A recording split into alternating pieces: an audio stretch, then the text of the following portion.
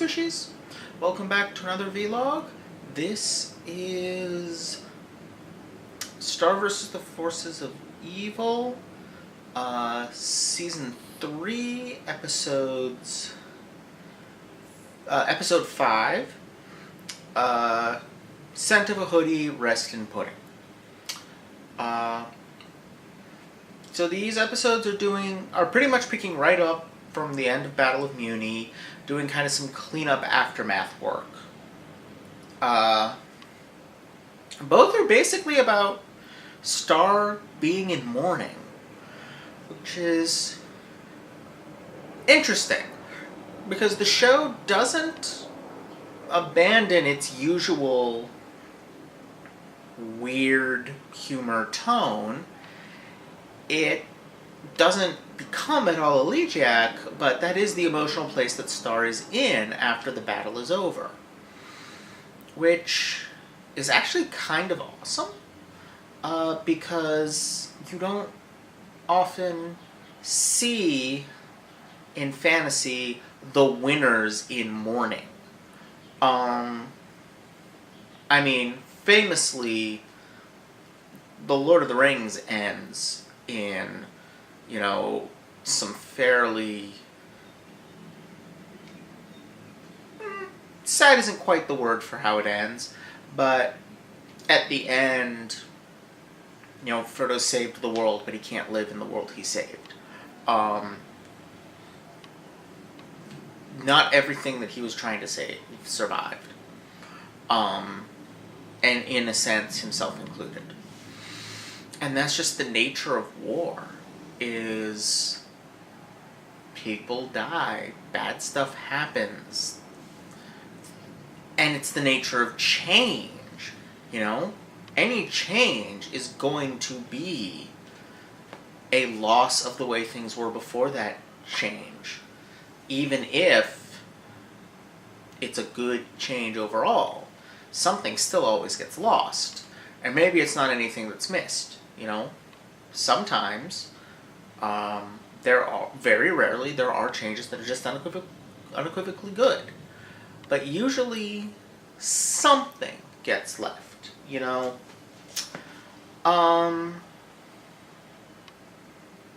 I miss nothing about presenting mail.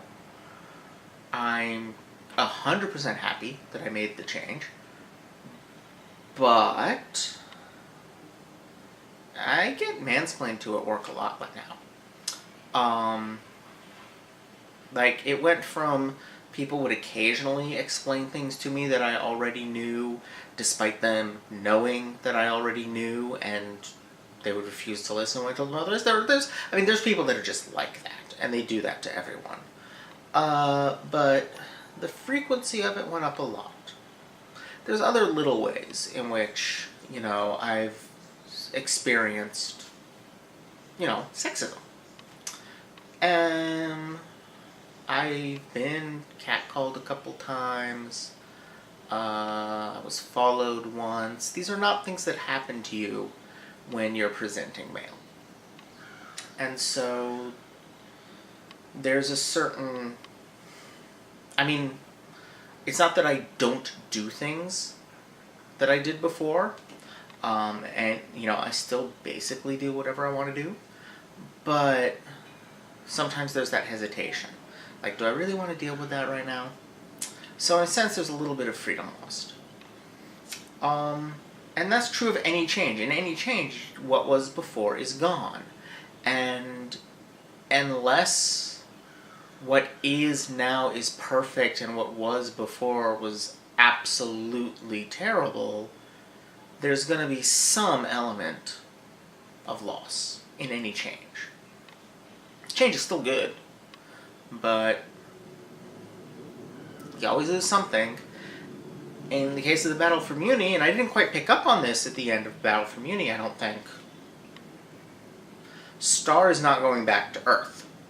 At least not right away. I have to assume eventually either she goes back to Earth or they all start having adventures together. But for now, at least, she's staying in Muni, and from her perspective, she's staying there permanently, while Marco stays permanently on Earth. She can still communicate, but they're not actually going to see each other again unless one of them makes the effort to go between dimensions, which is actually pretty easy, so you would think they'd be doing it all the time, but okay, whatever. There's still that loss, though. And, this episode does play up very heavily the idea of a ship between Star and Marco, especially from Star's perspective. But I like, actually, elements of it enough to make up for that, because, I've made pretty clear I'm not a big fan of that ship. But I like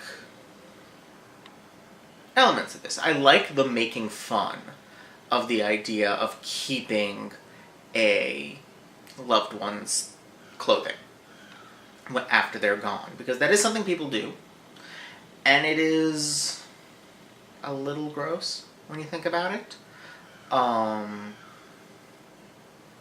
I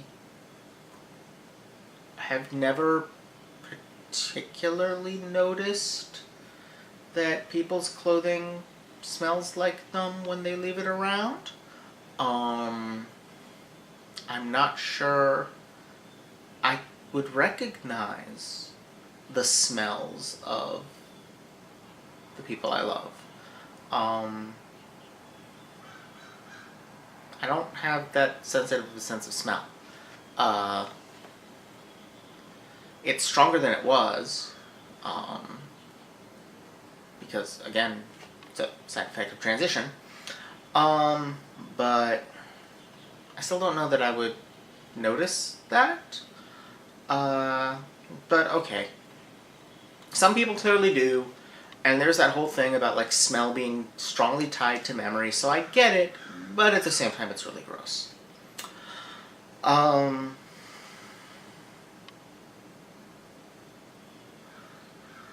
And I really don't like Marco sniffing the thing and being like, this smells like Star at the end, because again, I don't like the ship. And smelling each other is a little more intimate than friends typically get. That's pretty close contact. So I'm not a huge fan of that ending. I get why it was kind of necessary for the gag, but yeah, I really don't like that shit. The other episode was again Star in Mourning, or Star being haunted, which is really the same thing, because let's face it, that's what ghosts are. They're a folkloric representation of the fact that the people we love, when they leave our lives, even just the people we're used to, they leave an impression on us. And so, when you lose a loved one, you will sometimes think you see them for a moment, or you will briefly forget that they're gone. And I mean, that's just a thing that happens. My dad died when I was 13, and throughout high school, I would occasionally see him drive a car past. Presumably it was a driver who looked a little bit like him, and my brain just filled in, it grabbed little bits of information, and it filled in the rest with a familiar face. And you want to see that, you want, or at least I wanted, on some level, to be able to believe, well, maybe he's not really gone, maybe it was all a trick, and for just a second, you can at least entertain that possibility. But at the same time, that kind of sucks, because then you just have to re-mourn the loss all over again. was just a second that it felt like they might be back. So it's just a second that you have to mourn it, but it's a shitty second. And that really is just what ghosts are, is that gets turned into this folkloric idea of people hanging around after they're gone. And so that is what's going on with Star, is, like we see at the end of the episode, she misses Glosrick. She misses his advice. She misses the annoyance he represented to her. She realizes that she didn't treat him as well as maybe she could have. She realizes that he really was trying to teach her in his own way, and that it being difficult was kind of the point. And she misses that. And so she tries to find rituals to let him go, and that's what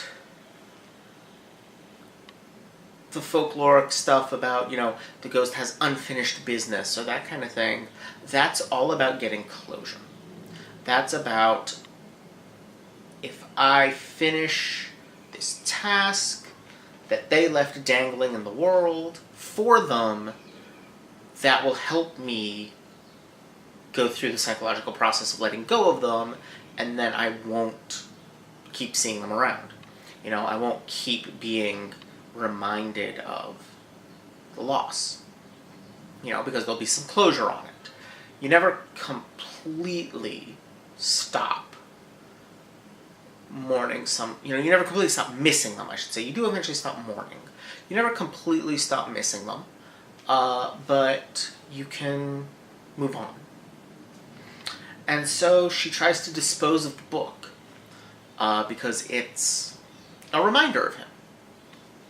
And that's something people do when they lose someone, is they might treasure a reminder, but they might find it's too painful, and they might find they have to get rid of the reminder. And obviously, this is a fantasy show, so Glosrick is really haunting her, and all kinds of weird stuff happens, and eventually he resurrects, which I was kind of expecting him to do when he dropped that seed thing. When he dropped that seed thing and died immediately after, what I was expecting was that seed thing was how he was going to come back. I didn't realize that it was how Star was going to get the wand back. But I think the two are connected. And it'll be interesting to see what the consequences of him being back are. Especially since there's only a fragment of book. Are they going to have to reconstruct the book? Is Star going to start writing a new book? It'll be interesting to see that going forward. Anyway, this was a good couple of episodes, or I guess segments of an episode. I had fun with it, and I think that's about it.